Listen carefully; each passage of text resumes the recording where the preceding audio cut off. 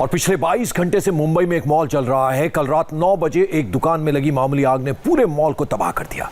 हैरानी की बात यह है कि मुंबई फायर ब्रिगेड जिस आग को छोटी मोटी आग समझ रहा था, सुबह होते होते भीषण आग में यह बदल गई। अब आसपास के इलाकों में आग फैलने का खतरा बढ़ गया है। ऐसे में मुंबई में हर किसी का यही सवाल है कि यह आग कब बुझेगी।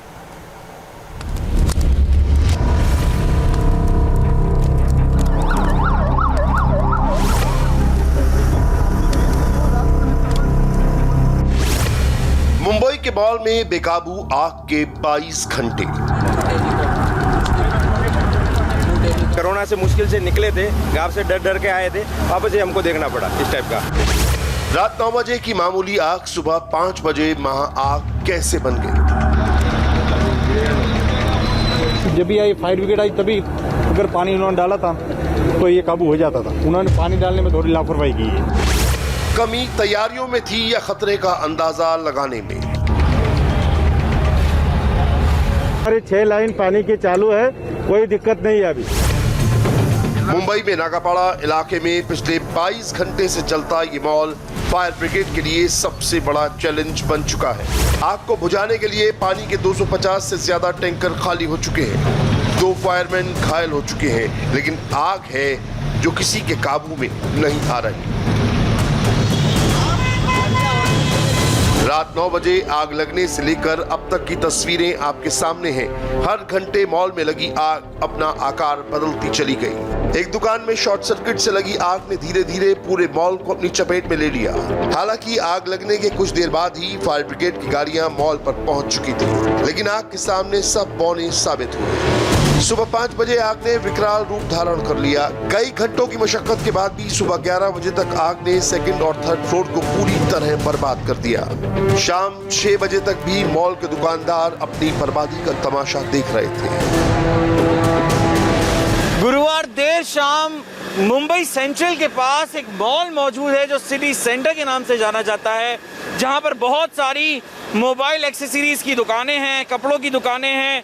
और इसी मॉल में गुरुवार देर शाम लगभग 8 बजे आग लग गई, जिस आग पर अब तक कंट्रोल नहीं पाया जा सका है। ये आग अभी भी भीषण बनी हुई है और जिससे करोड़ों रुपए का नुकसान हुआ है। जो जानकारी मिल रही है उसके मुताबिक एक मोबाइल शॉप जो दूसरे माले पर इस मॉल में मौजूद थी, उस दूसरे माले की एक मोबाइल एक्सेसरीज की दुकान में एक मोबाइल बैटरी के फटने से इस आग की शुरुआत हुई। सबसे बड़ा सवाल है कि आखिर मॉल में आग अब तक क्यों नहीं बुझ पाई है। इसके लिए आपको मॉल में आग लगने की घटना को सिलसिलेवार तरीके से बताते हैं। 22 अक्टूबर की रात करीब 8:30 बजे एक दुकान में मोबाइल की बैटरी फटने से ब्लास्ट हुआ। इसके बाद आग दुकान के अंदर फैलनी शुरू हो गई। इस मॉल में सबसे ज्यादा दुकानें मोबाइल फोन की एसेसरीज की हैं, जिसमें भारी मात्रा में प्लास्टिक और रबर का सामान रखा हुआ था। इसी वजह से एक दुकान से बढ़ते हुए आग दूसरी दुकानों में फैलती चली गई। जिस वक्त मॉल में आग लगी उस वक्त 300 से 400 लोग मौजूद थे, जिन्हें तुरंत बाहर निकाला गया। फायर ब्रिगेड की गाड़ियां पहुंचने के बाद आग पर काबू पाना शुरू कर दिया, लेकिन एहतियातन मॉल के पीछे हाई राइज बिल्डिंग में से सभी 3500 लोगों को बाहर निकाल दिया। फायर ब्रिगेड की, मुंबई अग्निशमन दल की लाख कोशिशों के बावजूद इस मॉल की जो आग है वो बढ़ती जा रही है। इसके साथ साथ इस मॉल के ठीक पीछे एक बहुमंजिला इमारत है जिसका नाम है ऑर्किड एन्क्लेव।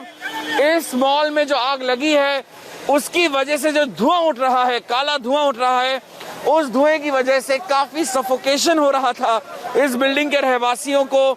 और इसी वजह से सैकड़ों फैमिलियों को, सैकड़ों परिवारों को इस बिल्डिंग से, ऑर्किड एन्क्लेव से बाहर निकाल दिया गया है। मुंबई के मॉल में सुरक्षा के तमाम इंतजाम होने के बाद भी आग पर काबू नहीं पाया गया, जबकि देर रात फायर ब्रिगेड के अधिकारी इसे एक मामूली आग समझकर काबू करने का दावा कर रहे थे, लेकिन उनका ये अंदाजा गलत साबित हुआ। प्लास्टिक के सामानों में सुलगती आग ने देखते देखते पूरे मॉल को तबाह कर दिया। तो अभी फायर जो है कंट्रोल में आ गई है? यस जहाँ पे आग लगी वहाँ पे हमारी 6 लाइन पानी की चालू है, कोई दिक्कत नहीं है अभी। मॉल के दुकानदारों के सवाल है कि जब आग पर काबू पा लिया गया था तो सुबह होते होते हालात बेकाबू क्यों हो गए। सुबह की तस्वीर देखकर लोगों का अंदाजा हो गया था कि अब मॉल में कुछ नहीं बचेगा।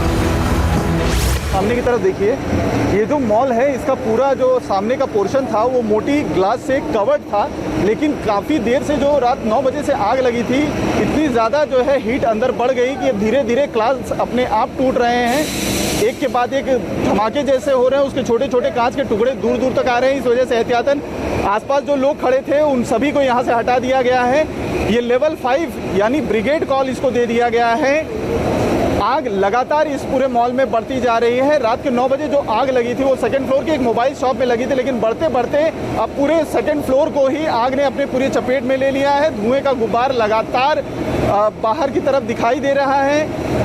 35 से ज़्यादा दमकल की गाड़ियां और 17 से ज़्यादा जो वाटर टैंकर्स हैं वो मौके पर मौजूद हैं। आग पर काबू पाने की कोशिश लगातार जारी है। देखिए आपसे अभी सामने की तरफ एक और जो ग्लास टूटा है, एक और जगह से आग निकलनी शुरू हो गई है। धीरे धीरे करते करते ये आग लगातार बढ़ती जा रही है और चिंता की बात ये हो गई है कि अगर इस आग पर जल्दी काबू नहीं पाया गया तो आशंका जताई जा रही है कि पूरा का पूरा जो सेकंड फ्लोर है इसमें कई सारे मोबाइल शॉप, एसेसरी शॉप्स और कई सारे इलेक्ट्रॉनिक्स की दुकानें हैं, वो उसमें काफ़ी ज़्यादा नुकसान हो सकता है और पूरा का पूरा सेकंड फ्लोर नीचे भी आ सकता है। सबसे बड़ा सवाल यह है कि फायर ब्रिगेड जिसे आग पर काबू करने का दावा कर रही थी वो इस बात का अंदाजा नहीं लगा पाई कि आग का खतरा आगे बढ़ सकता है। इसे लेकर कई दलीलें हैं।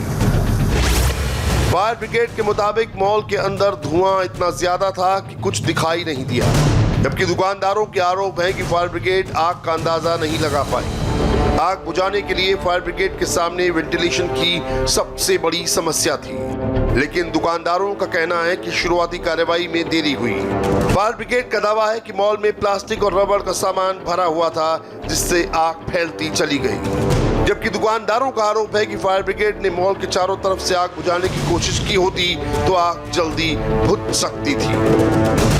4 घंटे तक तो इसने पानी छिड़के किया ही नहीं, अभी भी एक ही चल रहा है। देखो बाकी सब पड़े हैं बरोबर इस जगह पर। वो तो चारों बाजू जाकर इस मार्केट के अंदर पानी जाने के लिए चारों बाजू से ओपन है मार्केट। ऐसा कोई नहीं है भाई यहाँ से नहीं घुस सके।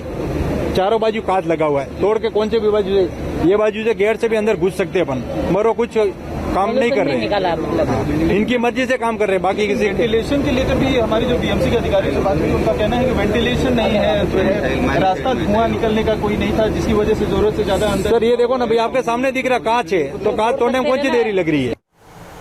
चलिए यहाँ रुकते हैं छोटे से ब्रेक के लिए, लौटेंगे इस वक्त की हेडलाइंस के साथ।